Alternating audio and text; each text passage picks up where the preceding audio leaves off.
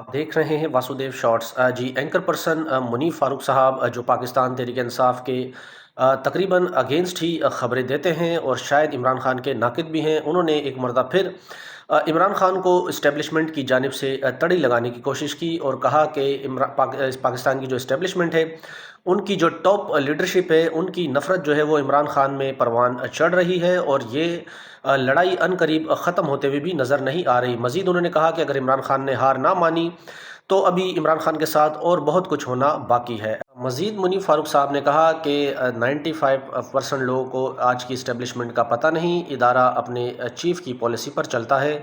انہوں نے کہا کہ ڈنکا لگا کر الیکشن نہیں ملے گا، اگر آپ کو الیکشن چاہیے تو تھوڑی پر ہاتھ لگانا پڑے گا اور تفصیہ کرنا پڑے گا. مزید انہوں نے یہ بھی کہا کہ 2027 تک کوئی تفصیہ ملنے کا چانس نہیں.